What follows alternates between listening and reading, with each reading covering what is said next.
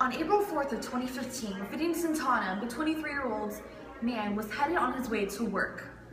And although he was significantly late in his commute, something caught his eye. An interaction between two perpetrators, a white cop and an African-American male, running through an alley. Santana went and pursued the scene and eventually became one of the first to end up filming a police shooting between Walker Scott and a white police officer. And the Guardian report explains on August 15th of 2015 that Santana has been faced with this reality ever since the day of the shooting.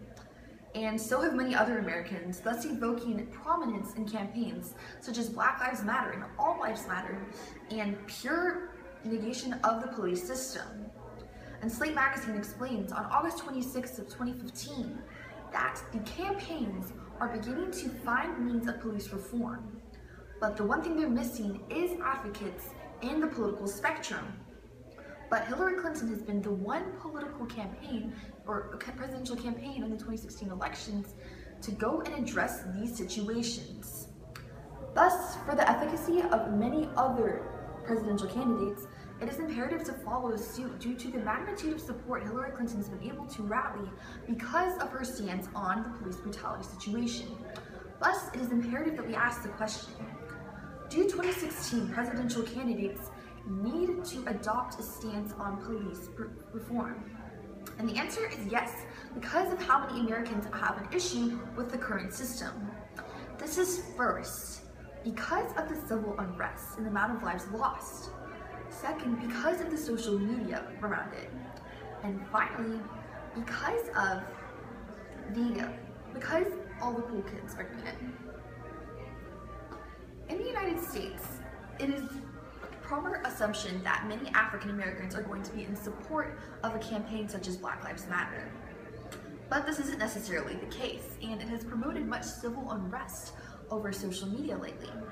This is the first reason why presidential candidates need to address police reform and create a stance on it, because of how many lives it has affected. The Atlantic explains in August of 2015 that Peggy Hubbard, a Ferguson native, stated that she was actually against the Black Lives Matter campaign because instead of promoting an issue with the government, it has promoted more black on black violence. And this is evident in the many lives that have been lost. The New York Times explains on August 12th of 2015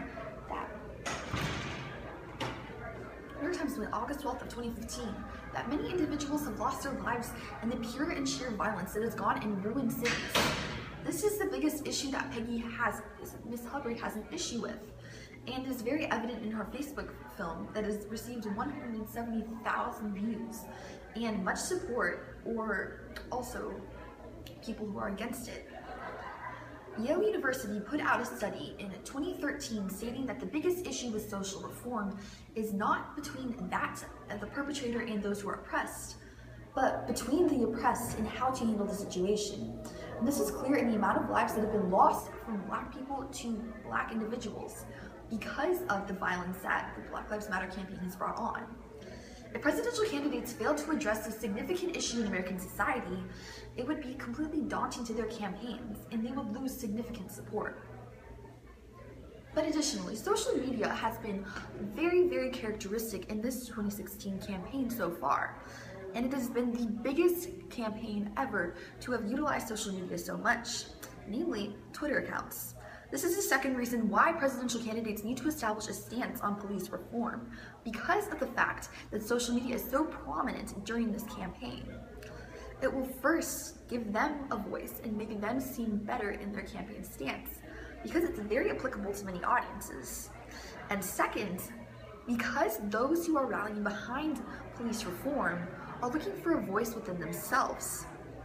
The U.S. News and World Watch explains on August 24th of 2015 that the campaigns that are rotating around police reform are not looking for necessarily a complete eradication of the system, but they are looking for people to purely listen to them, and they have received not enough political support by presidential candidates.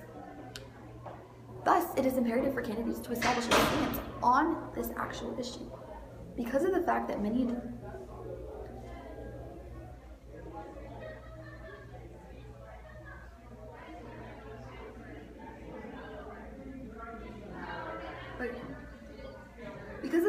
many individuals aren't receiving enough support. The Guardian explains on August 9th of 2015 that because of social media, many teens who are involved in the political spectrum are getting the idea that they're basically being oppressed because of their age and because they're using discourse of social media. But if a presidential candidate is going to come out and make a stance on police reform, this would not only rally support for themselves, but also create means of discourse between the government and between people who are impacted by this. Thus, it would be imperative and very, very helpful for presidential candidates to establish a stance. But finally, it is imperative to understand that when considering the frontrunners of the presidential campaign, the most successful ones have promoted a stance on police brutality. This is the third and final reason why presidential candidates would be incredibly successful if they were to have a stance on police brutality, because all the successful candidates are doing it.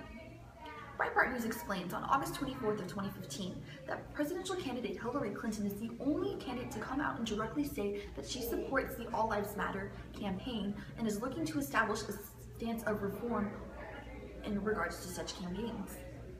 But considering the fact that Politico explains on August 11th of 2015 that the St. Louis County executive explained that they were in a state of emergency because of the Black Lives campaign, and only Hillary Clinton responded to it, this makes the other candidates look pretty bad and very, very uninformed when considering social issues that affect every single American, because of the negative relationship between the police officers who are supposed to be protecting the citizens and those being protected.